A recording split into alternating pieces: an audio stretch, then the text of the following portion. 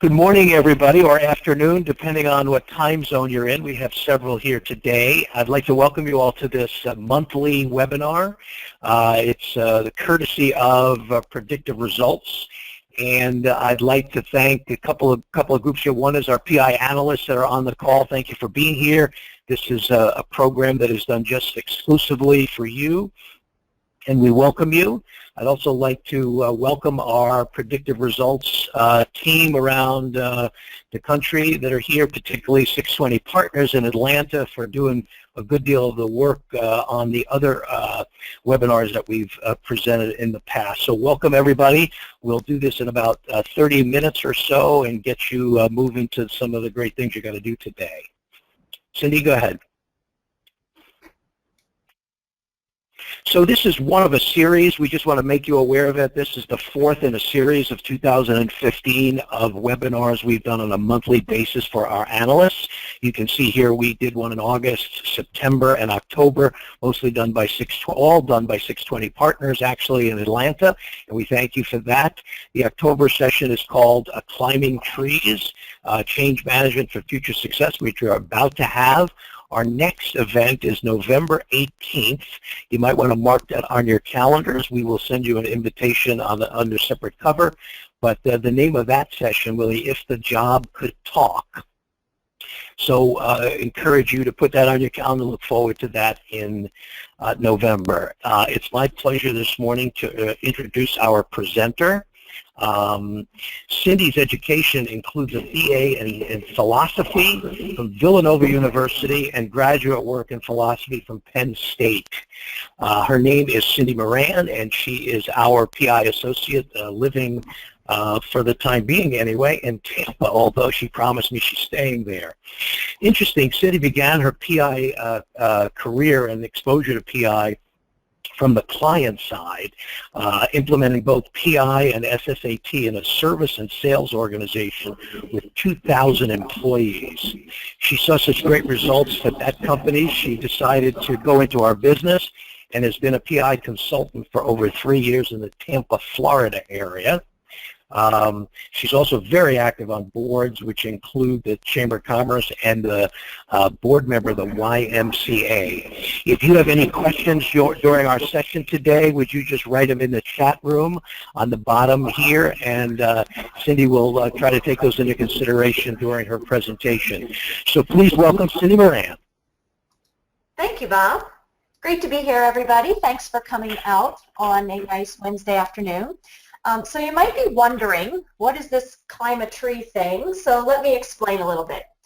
Just take a step back from your workday for a second and imagine for a moment that your new work setting is in a forest. And it's a whole bunch of trees around, and your job is to walk around with horses carrying carts and pick up the nuts and the berries that have fallen under the ground. And this is a very lucrative business for you, right? Lots of nuts and berries to collect, load them up in the carts, move the horses along, make a good profit on the back end, okay? But suddenly you know that your competition, one forest over, has found a way to climb up the trees, gather the nuts and berries proactively, and gets to the market ahead of you. So your new task, your new business line, needs to include climbing trees. And your options, by the way, are you can start to train your horses. Anyone want to choose that option? It's a rhetorical question, of course. Or you can hire some squirrels. And in the PI world, we know that the person best suited for the job is the person that ultimately has the best success. And here's a second rhetorical question just to get us thinking and get us started today and have a little bit of fun. When you hire the squirrels, do you think they need special safety equipment and training? Of course, the answer is no. They naturally understand how to climb trees. They naturally do their job. You ultimately have better success because you get to the top of the trees, you stay with your competition, and you get great profit margins at the finish line. So long story short, that's going to put us into context today to talk about change management and how to use PI tools to facilitate change within your particular organization for change initiatives that are both small and large. Okay. So today, in the next about 25 minutes, We're going to talk in general about change. Of course, change is such a wieldy topic. We could probably do a whole year of seminars on change. So very basic, a few things that put things into context, and then we're going to talk specifically about the PI tools and how to use those, using the PI itself to research capacity and potential for change, using the Job Pro to identify new roles, and then finally using group analytics for team change. I do have everybody on mute, but as Bob said, please don't hesitate to type something into the chat or the question boxes at the bottom. And I'm also going to point you to the chat box for just a little bit later because I might have you weigh in on a question or two. All right, good to go. There we go. So change. Change is constant these days. Every business needs to change over time, and there are some things that we know about change that companies always struggle with. Companies in general with adaptive cultures aligned to their business goals can outperform their competitors by as much as 200%. So if you are not agile, if you are not growing, you are not going to be as competitive in the long run. In the scheme of change efforts, 30% are successful, which any smart horse can tell you that 70% actually do fail. And there's a lot of points of failure. There's planning, involvement, communication, commitment, skepticism in general in the workforce. These are all things that PI can help with. And when you are informed with the scientific aspect of change, you can come to the table and help the change initiative be successful. Some of you may be familiar with this and some of you may not, but a lot of companies use a change formula when they have a change initiative to ensure some level of success. And it goes like this, D being the dissatisfaction with how things are now. So something needs to change. We know it does. We know the competition is doing something different, or a job needs to change, or something needs to happen because it's just a little uncomfortable with where things are now. Combine that with a vision of what's possible, so you have to have the goal in mind, and the concrete steps to get there, all multiplied together have to be greater than the resistance that you expect from people for the change, right? And if any one of those things amounts to 0, in the multiplication world, we know that the whole thing is 0, and 0 cannot be greater than the resistance to change. So I've seen companies do a really great job of planning for a change logistically, but understanding what this resistance thing really means is the tricky part. And that's really the basis of PI, right? Understanding how people are going to react to things and how we can accommodate them or help them to accept things differently, right? Because people are motivated by different things, right? It isn't just as simple as switching the motivation. Of course, I would definitely work harder for chocolate instead of carrots. But at the end of the day, it's my fit and gap to where we're going and how I'm going to react to that change that is going to make a difference. So let's dig in. Let's take a look at a couple of PIs. So we have person A at the top, a little bit of a craftsman there. Low A, low B, high C, high D. We have person B, who is a little more of a control pattern, creative, analytical. High A, high D, low B, low C. And then we have our authoritative management person at the bottom. High A, high B, low C, low D. So I have some more rhetorical questions for you, but actually let's do this one together. I'm going to ask you to participate, so get ready to type in your chat box. Which one of these people, A, B, or C, when initially told that there is change coming, will say, prove it to me? Everybody type, type, type. This is how I know if you're listening. No, I'm kidding. Anybody want to guess? No one's guessing. We'll make it all rhetorical. Anybody? Okay. All right, so the answer is B. Our creative, analytical, or control pattern wants to know why do we need to change, right? That's the first gut reaction that that person is going to have to change. Which person is going to say, maybe no at first, right? But then when told that change is coming, we'll say, okay, teach me. That's going to be person A. And then finally, the person that's going to say, let's go for it, and sometimes no matter what the consequences, is person C. So understanding change and understanding how people's gut reaction to change is going to be different can tell you your starting point, right? When you have a change initiative coming, you want to know who's going to react to it differently, and you want to know what people need to understand the change in order to move forward and get your initiative off the ground, right? And a lot of it has to do with risk and decision making, which are our A and our D factors. And you can see that the A and D factors in all three of these examples are very, very different. Okay. I'm not seeing any questions at the moment, but please know as well you can type them in, and you can certainly follow up with your PI consultant afterward as well if you want more information on how to read the dots, because that was the question. All right. So once you know how people are going to react to change, it's also helpful to just take a step back and say, how tall is this tree that we're trying to climb, right? So if you look at the bottom row first, these are projects. A relatively easy change is going to be a new product or a service in an already existing portfolio, right? Think about it as the smallest tree. The horse in the forest probably could have just budded the tree and made some of the nuts and berries fall down, and you would have been fine. A little harder change is something like moving a group of service people into more of a sales role. That may require a bigger transition, have to climb the tree a little bit further, up to and including things that would be considered the hardest types of transitions, like mergers or acquisitions. And this can be at the company level, or it can just be in your organization at the team level as well, when you bring two groups together or put them under a new manager.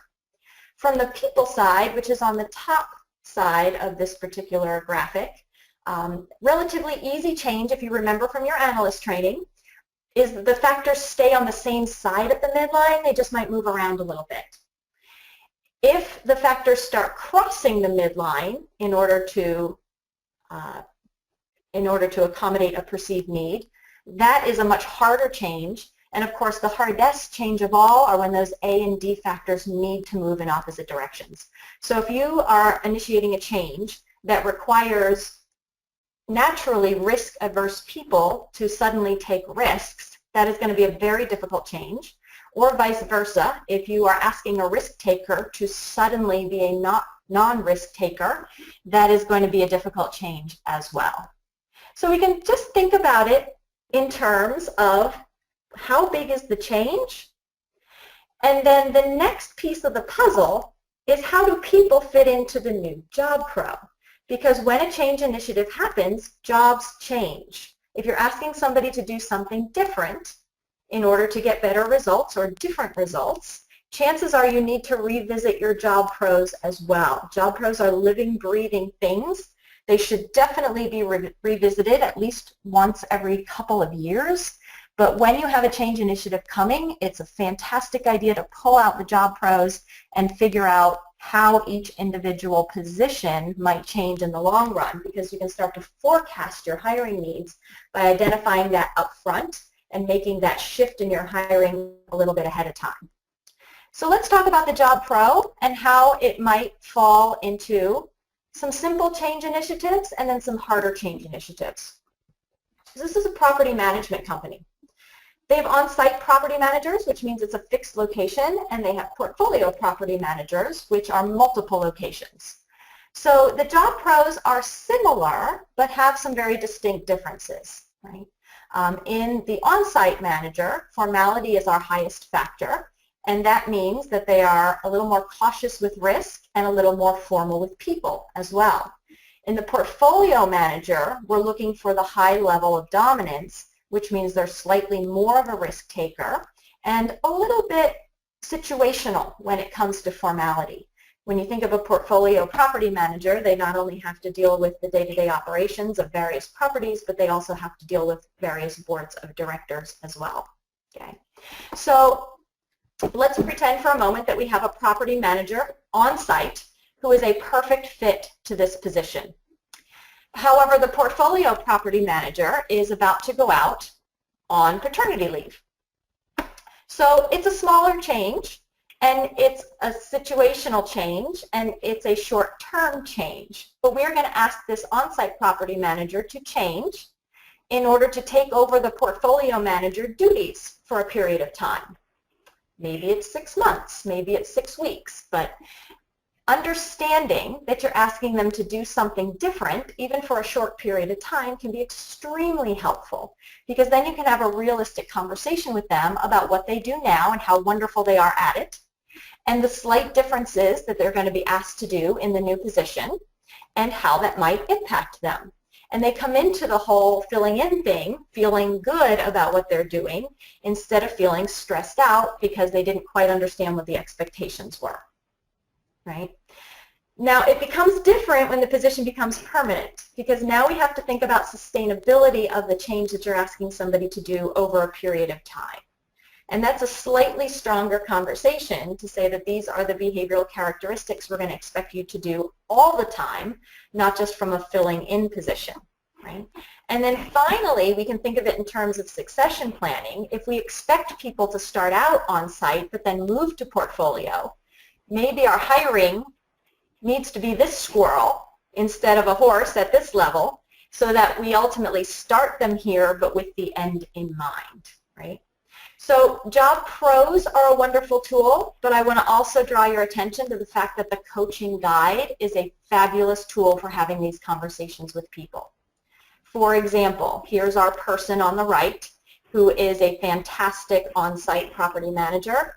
And here is the job pro for the portfolio manager. So when we sit down with this person, temporary or long-term, and have this conversation, it gives you wonderful questions that are conversational and not just identifying where the fits and gaps are, but having a real conversation about how they can leverage their personal strengths in order to meet the requirements of the job. So I highly recommend, A, you look at your job pros when any change is coming at you that affects people, and they all do, but that you use your coaching guides to have those conversations, because it takes a lot of the guesswork out of it. You know exactly how to talk to people in a very non-threatening way and a very collaborative way in order to make sure that they're going to be successful in their new roles. Harder change can also affect teams. So we took a look at the individual example.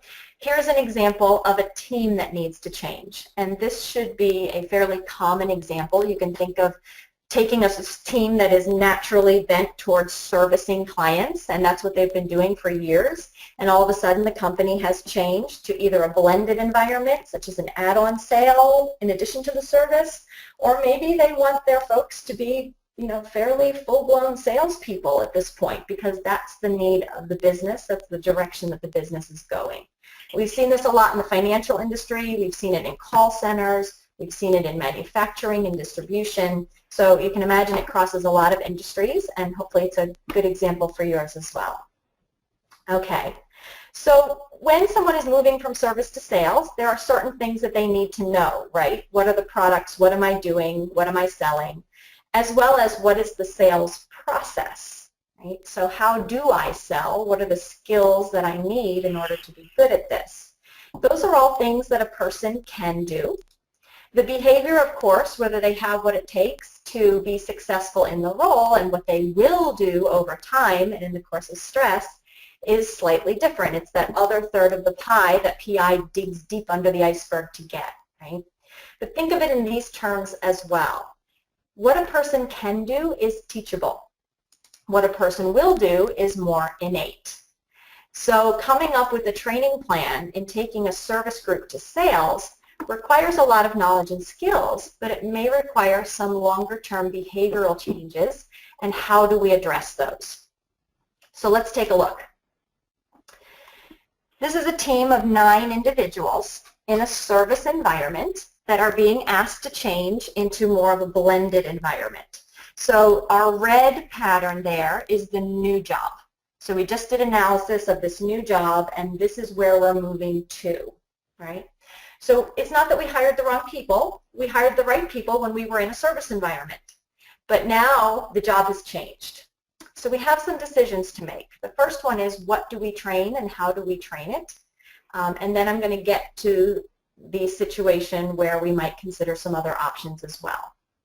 So let's talk about training and what can you really do about this. This is a report that your PI consultant has access to. So if you are going through a harder change like this and want to understand how people need to be trained from a behavioral perspective, your PI consultant can help you to pull the factor-emphasis combinations. And if you remember from your training, factor-emphasis combinations are extremely insightful beyond just the 4 factors and which ones are fits and which ones are gaps. Because when we really take a look at how the dots relate to each other, how A relates to B, how A relates to C and D, etc., those are the workplace behaviors.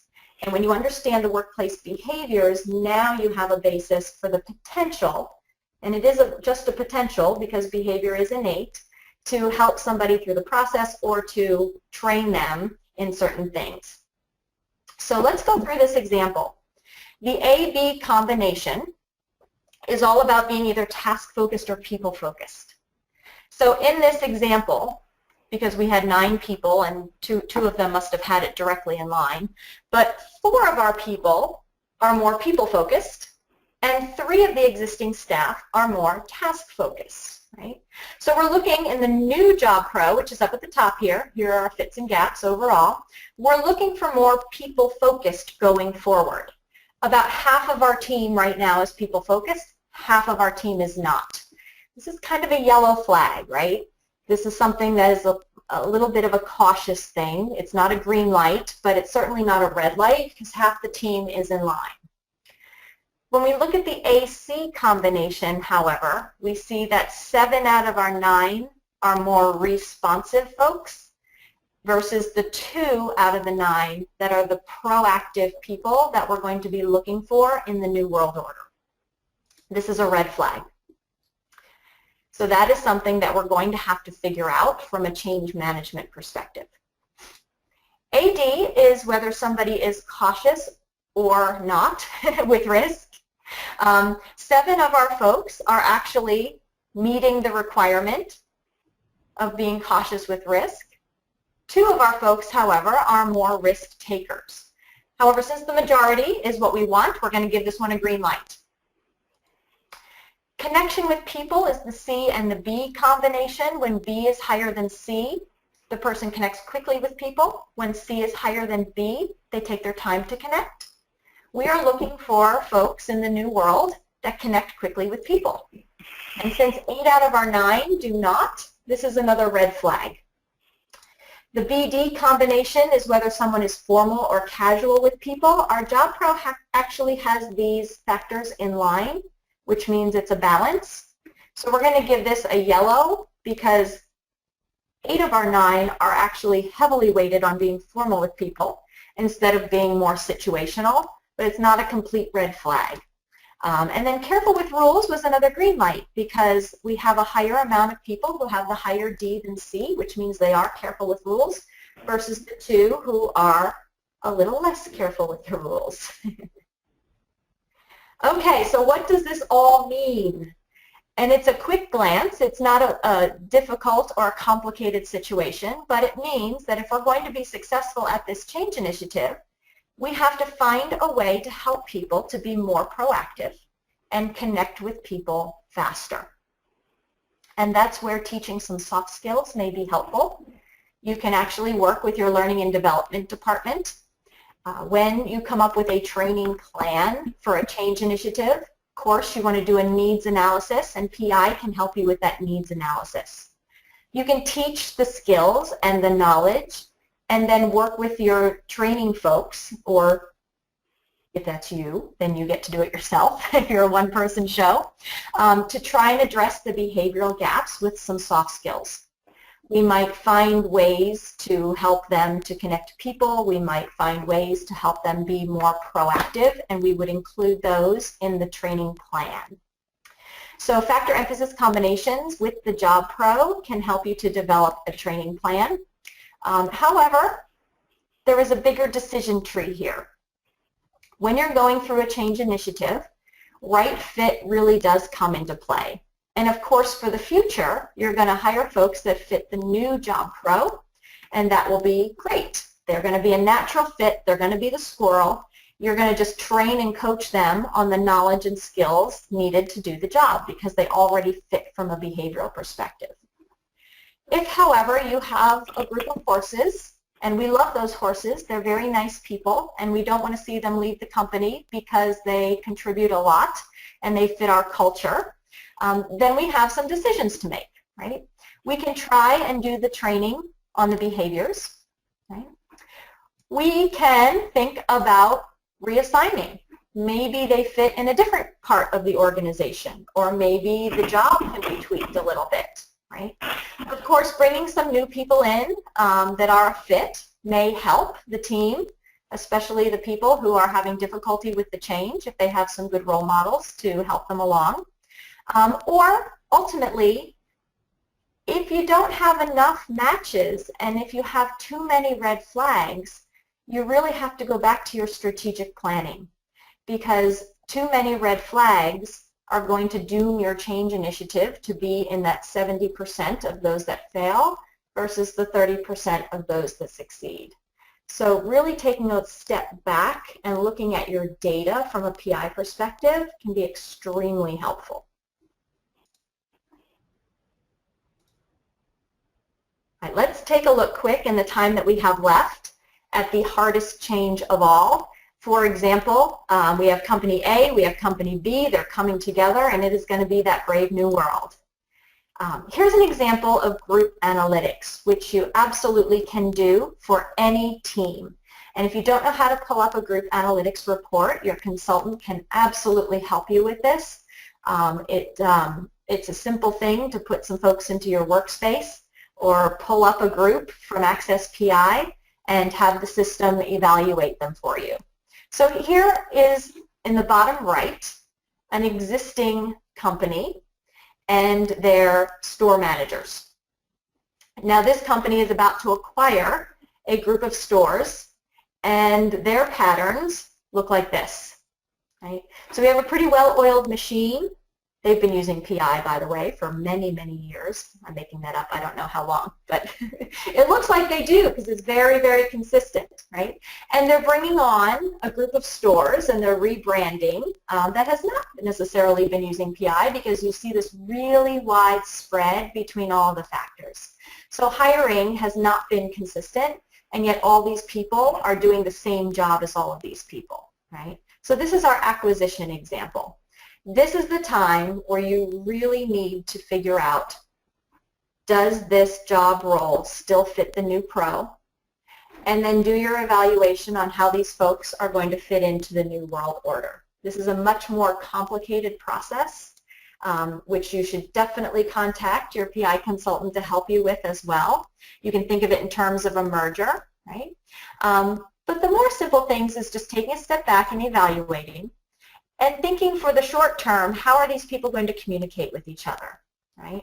This is our authoritative management with a mid-level D. This is a little bit of an altruistic, so the communication styles are going to be very different.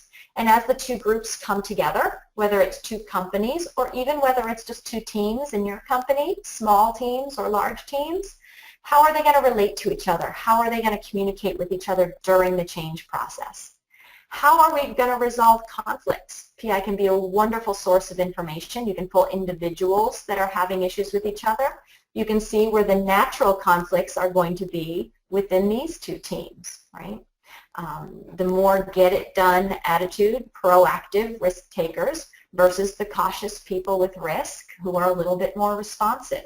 There are going to be some natural touch points that are going to create conflict, and you have the ability to identify those ahead of time and make it healthy conflict instead of the bad kind, right? And finally, to do some team building, because at the end of the day, isn't it just knowing who we are and knowing what our teams are like, and when we come together, understanding each other. So using PI as a team building tool from a group analytics perspective can help your change initiative as well. To sum it all up, there are some really great action items that you can use for change that utilize your PI tools. So when you pull individual PIs, you can gauge people's upfront initial reaction to change, right? So how is this person going to handle it? Are they going to dig their heels in the mud and then have you prove it to them? Are they going to require a lot of training because they don't want to risk error in getting it wrong? Or are they just going to go for it and maybe skin their knees a little bit along the way but figure it out on their own? You need to definitely look at the job pros, and this can be for small or large changes. When things change, the job changes, and people need to respond to the new job. So getting people's input, having that calibration session around what the new job is, can guide you in the right direction. And then use those coaching guides. Coaching guides are phenomenal for having real conversations with people. The group analytics from a factor-emphasis combination can identify fits and gaps and inform decisions around your human capital choices. And then finally, those bigger group analytics to compare teams and groups to each other, which is quite a lot. But depending on your initiative, and again, whether it's small, large, or somewhere in between, you can pick and choose the tools that are going to be appropriate for your situation and ultimately use them to be your predictive index champion for change. I still don't see any questions in the question box, so I'm going to take that as you may not have any at this time, but I would ask you to type in any last-minute questions now, and we will be happy to answer them later, or reach out to your PI consultant with any questions or concerns. There's my information at the bottom as well. This is a half-hour session, so we want to be very cognizant of your busy time. So I am going to turn this back over to Bob for a conclusion. Thank you, Cindy. Thank you, everybody. Last slide, Cindy, if you would. There it is. So invite you to certainly put in any questions that you might have in the time remaining, although we're almost out of time, and mark November 18th for the next webinar. And on behalf of Predictive Results, I'd like to thank Cindy Moran and all of you for your time today. Hopefully you got something out of this. And Steve Waterhouse, any final comments? Thank you very much for both of you. Cindy, great insight, and just especially with as many organizations going through this kind of change as there are today. So just thank you so much for sharing. Thank you. Terrific, everybody. Thank you, and I'll see you again on November 18th. Thanks, everybody.